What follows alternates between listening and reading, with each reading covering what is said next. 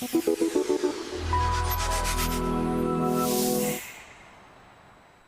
welcome to another session of Biotest interviews. So today we have Harpreet Kaur with us. She has graduated from Centennial College in 2018 and is currently working as a quality assurance data analyst in John Wayne's Foods. So let's hear from her. So my first question is, can you tell Okay. the audience how you enter the industries or how is career going along these years?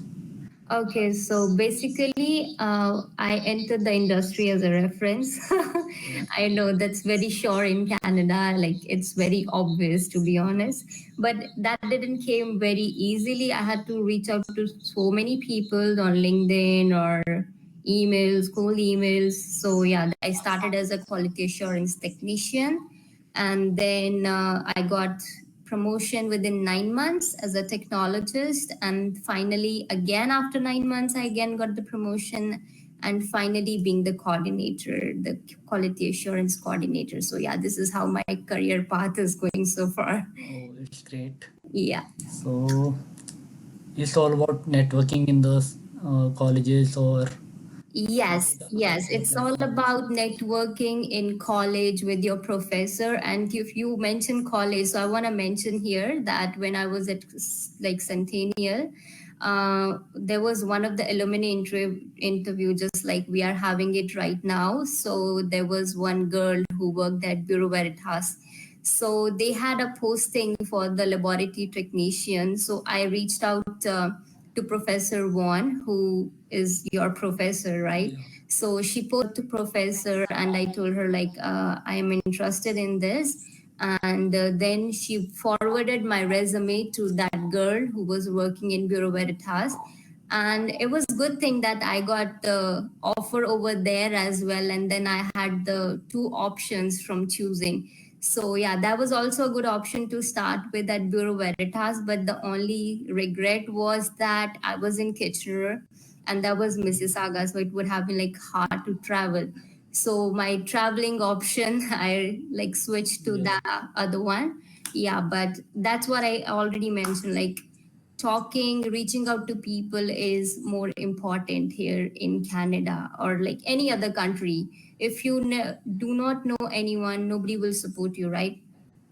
So Okay. reach out to your professors, reach out to anyone you know. So they will probably help you maybe now or later. And I was also a student that time. I was also a member of the BioS club. We got that interview from her, and she was very good. She was very keen, like very knowledgeable person. And she mentioned like if you ever need help, like call, reach out to me. And that was a good thing. Like I was I think I was the only one who was attending all the alumni interviews. So I reached out to her, and she has been very kind, and she like forwarded my resume to the HR. I got the interview call, and then they selected me. And the same time, I got the option here as well. So then, yeah, how things worked out. Yeah, but that's important. Okay. How your day starts at the job? What are your key responsibilities? Okay, so yeah, I just jumpstart my day with my emails, the first thing that I go through, because that will help me in setting up my checklist, what I have to do throughout the day, if I have any follow ups to do, if I have any customer to deal with. And from that checklist, I then check for everything. Like if I need to assign some duties to my juniors, I will do that. And then yeah, I will just go through with that checklist the whole day. So my day starts from my emails, and based on those emails I will divide my day throughout into within how many hours I will do this, or after that I'll do that. So yeah, this is how it go Oh, through. it's great. Yes. Next question is, Yeah. what skills you have learned since you have graduated? Is technical more important or the transferable more important? I will say both go hand in hand. It's not like one is more important than the other. Both have their own role. For example, if you talk about the technical skills, I would say the root cause analysis that I have learned when I was at Centennial. That was very important, and that had helped me since now. For example, in root cause analysis, what you do basically do is, if something goes wrong, you go back, you look for that problem. Okay, this was the problem, then you define the problem, then you look for the issue. Okay, this was the cause of that particular problem, then you try to look for that corrective actions. Okay, what will I need to do in order to fix that particular problem? These will not be able to function without the transferable skills. For example, basically talking about the corrective actions only, right? So if I don't know how I will present any observations or any data that I got while doing my root cause analysis, I will not be able to function properly, right? So my presentation skills are also equally important. And I'm forgetting about the time management. That's the an unignorable thing, that the transferable skill that you have to have. Doesn't matter where you go, if you're a student or you are working somewhere. So yeah, I will not say one is more important than the other. These are equally transferable and technical. Both are they should be balanced out basically. Nobody Okay. is more important than the other. These skills go hand in hand. Yes, they go hand in hand. You cannot ignore one and for like pick the other. No, it's like they all go hand in hand. They should be a balance between both. Yes, sometimes you can say, okay, you need this more. Maybe you need 75% of your technical skill and just the remaining percentage of your transferable. But you cannot work without one skill if you don't have the other. Okay. Yes. So my next question is, do the skills we learn in our labs at Centennial College apply directly in the industries, or there is some sort of training before starting a job? Okay, so yeah, what you do at Centennial is you basically, if I talk about the lab skills, right? What we do is we research on a particular project that we are doing, and then there your observation skills. Then what you will do is finally you will present your findings that you had while doing that, like your project, right? So if I talk about the skills that you have done so far is like observation skills, your laboratory skills, your presentation skills, your three skills are the base. So if I talk about that, you will need these skills anywhere and everywhere you go. And if you are presenting your findings in the form of like say article or a paragraph, so your writing skills will also function over there. So any skill you are learning at Centennial or anywhere, like any college, it will be important to you wherever you go. And if I talk about the second question that you asked me, provide some sort of training. They will not throw you directly onto the floor without teaching you anything. You will get proper time, you will get proper space, and anyone will be particularly assigned to you to train you in that course of time period, whatever you will be performing after that. So proper basic training or technical training is provided. Is this training period paid or unpaid?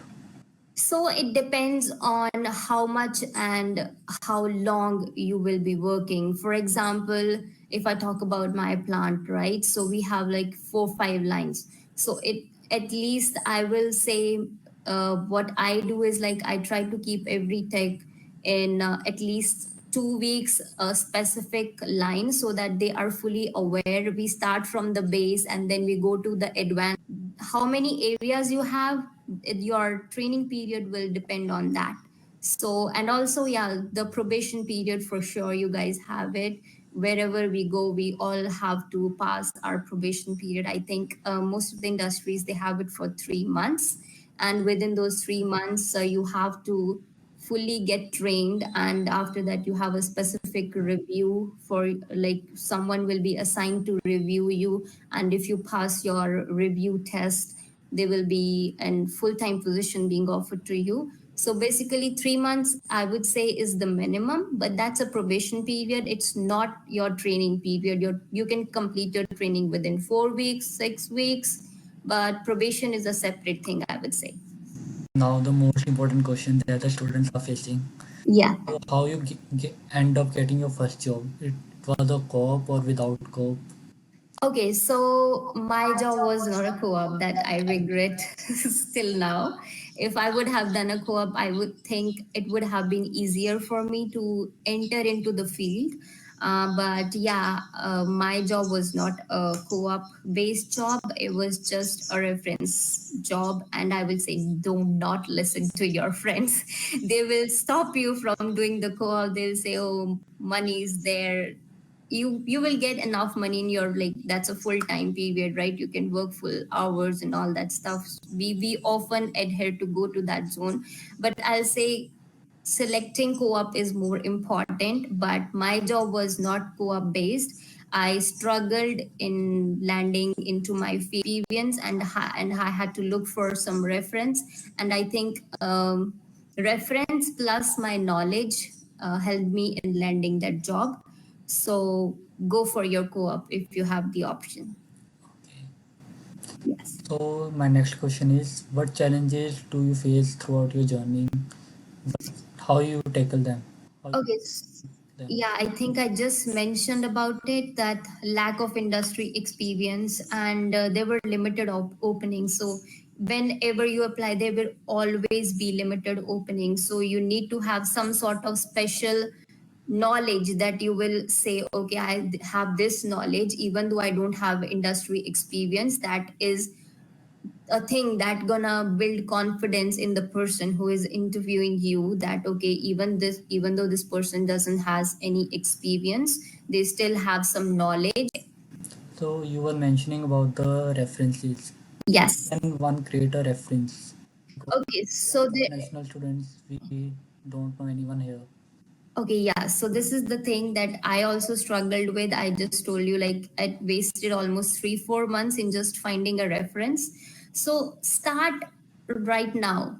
So the thing that I didn't did when I was at college was, like, I wasted so much time. I think almost 2 years. I would have reached people much earlier if I would have known this. So what the way, if you ask me, there are too many ways. First is the alumni I just mentioned, right? So they are the people from your place. So they will understand you, they will understand the challenges that you are going through.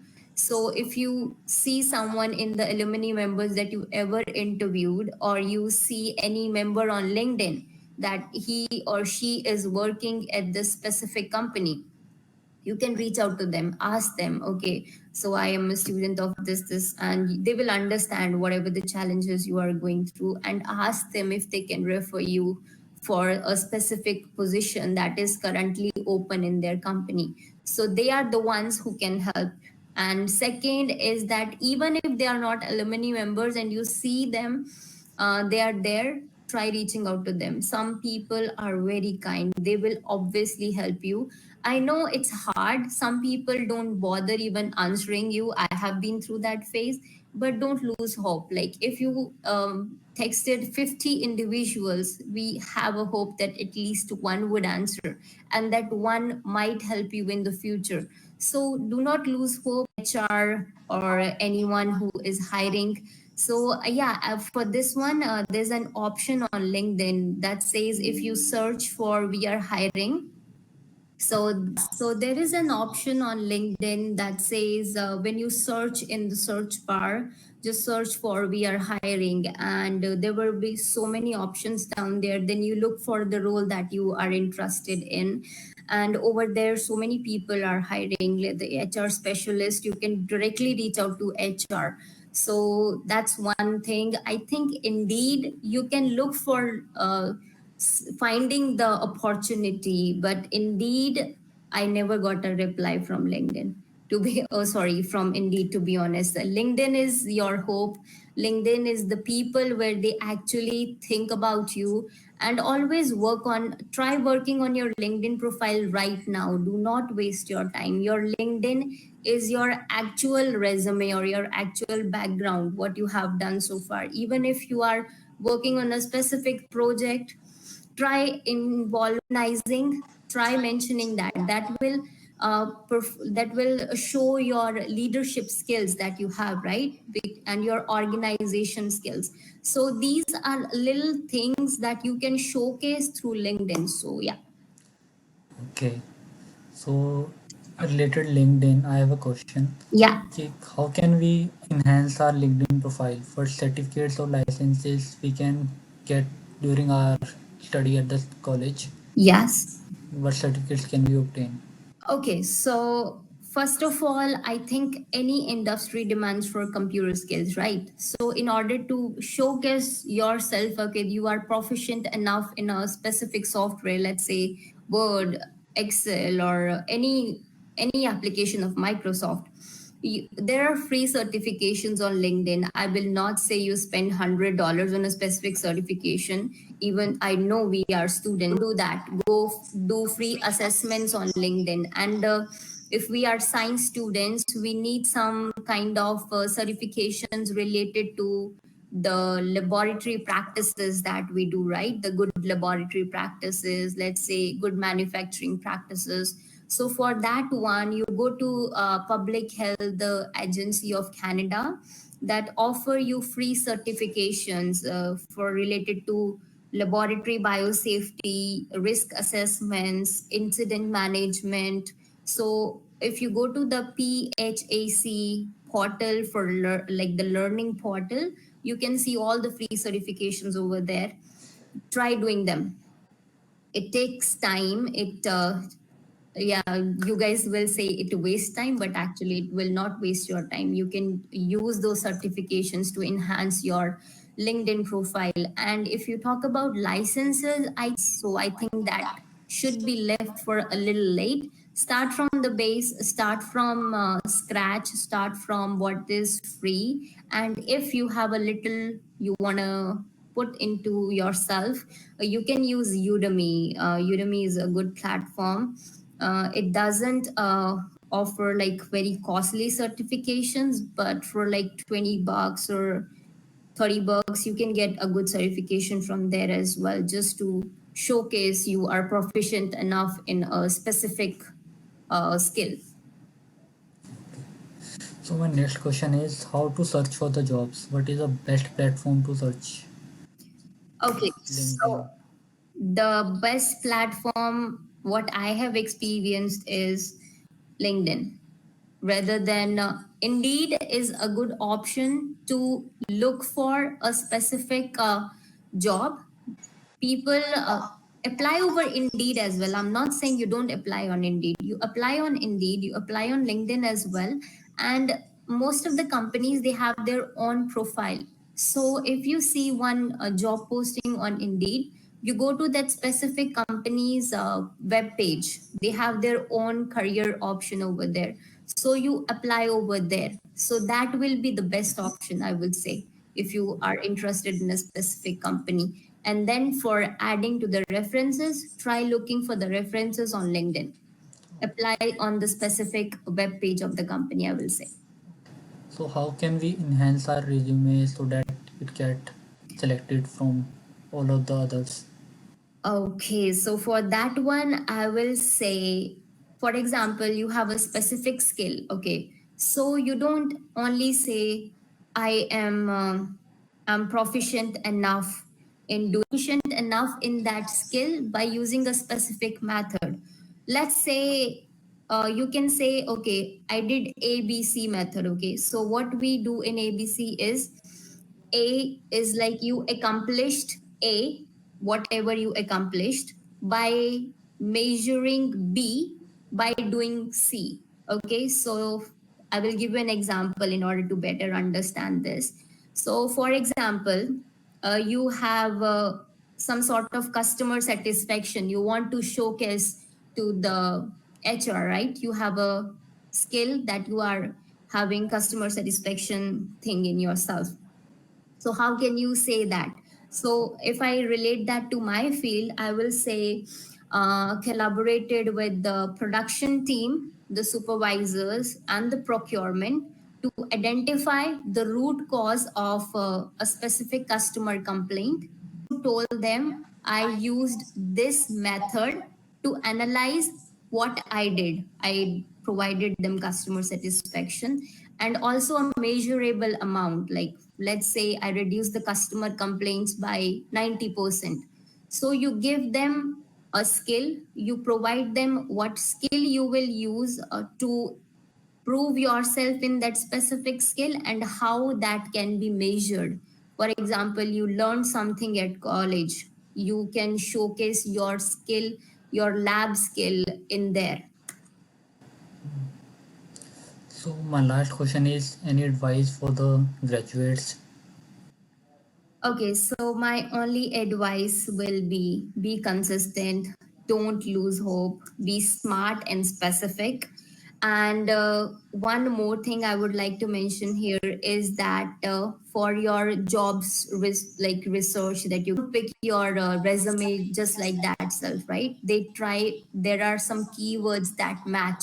So try to match your resume more than 80%. So Jobalytics, if you go to that website, what they will ask you, they will ask you to copy paste the job that you want to apply, and on one side you will put your resume, so that will compare both the things and it will tell you how much your resume is matching to the job description. So you can make changes to your resume based on that and try to cross the 70% in order to be the specific one, and your resume is picked up. This is one of my trick that I will like to tell you guys. Okay. Thank you so much for your time. No worries. Grateful to have this opportunity to meet you. I No have worries. learned so much from you today, and That's, the student watching this will be do the same. yes, that will be great if I can help any one of you. So thank you and have a nice day. You too. Bye bye. Take care. Have a good one. Thank you. Bye bye.